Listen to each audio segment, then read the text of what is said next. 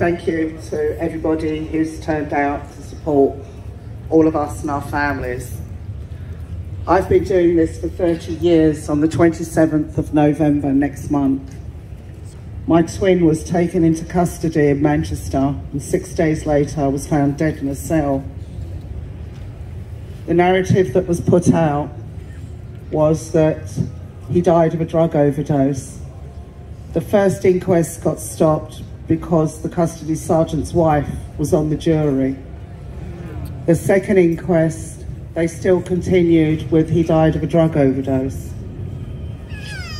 I managed to get DNA samples sent down to London to be tested, and it came back that the samples they were using did belong to somebody who died of a drug overdose, but it wasn't Leon's. So they used somebody else's samples to justify the outcome that they were putting out there. It got to the stage that the toxicologist for the Home Office had no choice but to stand up and say, I feel I should make it known to the court. I falsified the evidence by putting this man's name to somebody else's samples. Nothing happened to him. In fact, the coroner turned around and said, that must have been a very difficult thing for you to admit. Disgusting! I did manage to get an unlawful killing verdict, but that only lasted 2 years as I managed to overturn it by saying that the coroner should not have allowed any of the jury members to have unlawful killing as part of their choices. I then had a third inquest, and it came back that my twin died from hypomania, which basically means it's the new terminology of happy delirium, which they cannot use anymore. They've since not been able to use that narrative for Leon. They said that he threw himself around the cell and beat himself to death. This I've never ever accepted. I've buried both my parents and a younger brother in these 30 years. I owe my twin justice. I look out here and I change my name. My name isn't Stefanie. My name is Rashan. My name is Ian. My name is Mark. My name is Aji. My name is Sean. My name is Adrian. My name is Joy. My name is Chris. I'm not Stefanie anymore. I'm every one of the faces. I'm every member of the families, including those of Hillsborough. And it's good to see you, Becky. Know that the families of Hillsborough will always be represented by all of us. We are united, not just in colour, but just in justice. That's right.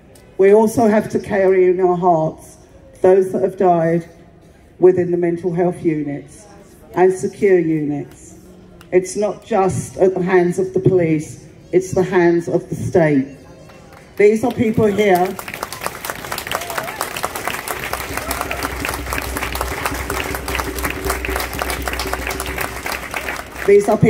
to protect us and to serve. The purpose is there's no protection. As for the serve, they serve themselves. Until the justice system and the legal aid system affords us the right to have legal representation within this judicial system, there will never be justice. To have no legal representation, no legal aid when our loved ones are killed. I hate the word loss. I didn't lose my brother. None of you lost your family members. We knew where they were. You lose change. You can lose your dog, you can lose your cat, but you don't lose a family member to death. Death comes only when death is invited, and it is invited by the biggest gang in this country, and that is the police.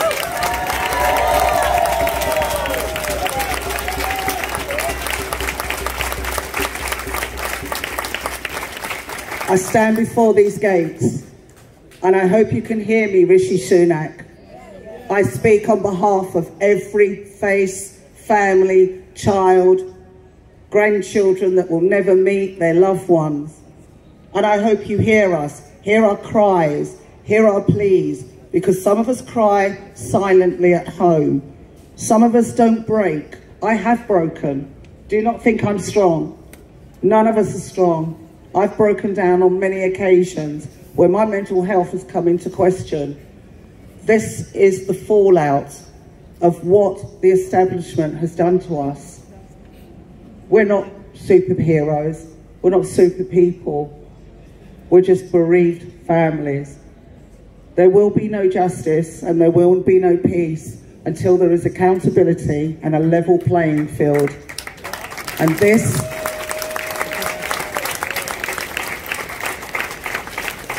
I plead to the powers that be, hear the voices of the cemetery, because we are the voices of the cemetery.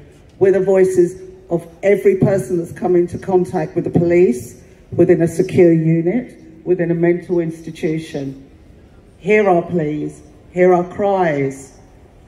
Don't just wipe away our tears. Thank you.